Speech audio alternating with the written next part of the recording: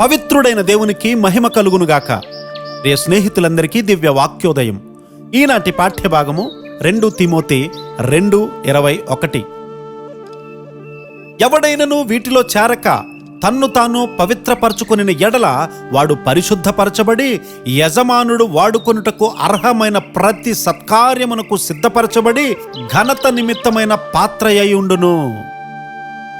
క్రీస్తు వారు మన యొక్క పరిశుద్ధతగా ఉన్నారు. ఆయన మనలను పరిశుద్ధపరచాలని ఆశిస్తూ ఉన్నారు. పరిశుద్ధపరచబడిన వారే దేవుని చేత వాడబడతారు. నీవు రక్షింపబడి ఉండవచ్చు, కానీ నీవు పరిశుద్ధపరచబడకపోతే దేవుడు నిన్ను వాడుకోడు. ఒక పాత్ర మురికిగా ఉంటే దాన్ని పడవేయరు, కానీ తిరిగి తిరిగి శుభ్రపరిచి దాన్ని సంపూర్ణంగా శుద్ధి చేస్తారు. అప్పుడు దాన్ని వాడతారు. అదేవిధంగా నీవు కలుషితమైనప్పుడు దేవుడు నిన్ను నింపలేడు. పరిశుద్ధమైనటువంటి దేవుడు పరిశుద్ధమైన పని కొరకు నిన్ను వాడుకోవాలని కోరుకుంటూ ఉన్నారు. హాస్పిటల్లో అన్ని పరికరాలు కూడా మరిగించి జాగ్రత్తగా ఉంచుతారు. వైద్యులు తమ శ్వాసలోని అణువులు కూడా శస్త్రచికిత్స చేసిన గాయంపై పడకుండా మాస్కులను ధరిస్తారు.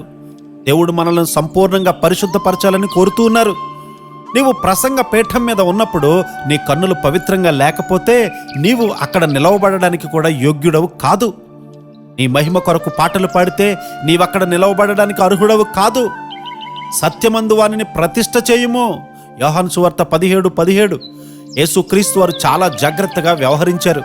ఆలయంలో ఉండగా యెషయా గారు దేవుని మహిమను చూసి, అయ్యో నేను నశించి తిని, నేను అపవిత్రమైనటువంటి పెదవులు కలవాడను, రాజును సైన్యములకు అధిపతియగు యెహోవాను కన్నులారా చూచి తిని అని ఆయన అంటూ ఉన్నారు. యెషయా గారు సింహాసనం మీద ఉన్నటువంటి రాజును మాత్రమే చూడలేదు, కానీ శుద్ధీకరించే అగ్ని చేత బలిపీఠము మండుతున్నట్లు ఆయన చూశారు. యెషయా గారు పెదవులను పవిత్రపరచుకోవడానికి బలిపీఠము నుండి అగ్ని తెచ్చినట్లు ఒక దూతను దేవుడు ఏర్పరిచారు. దేవుడు తన వాక్యంతో మనలను శుద్ధి చేస్తారు.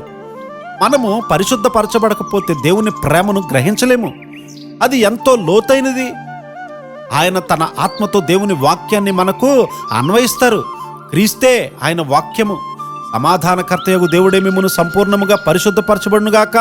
మీ ఆత్మయు జీవమును శరీరమును మన ప్రభువగు యేసు క్రీస్తు రాకడయందు నిందారహితముగాను సంపూర్ణముగాను ఉండునట్లు కాపాడబడునుగాక. 1 తెస్సలోనికైలకు రాసిన పత్రిక 5:23. ఇక అపవిత్రత మనలో నుండి ఎన్నడూ రాకుండా ఉండునుగాక. ఆమేన్.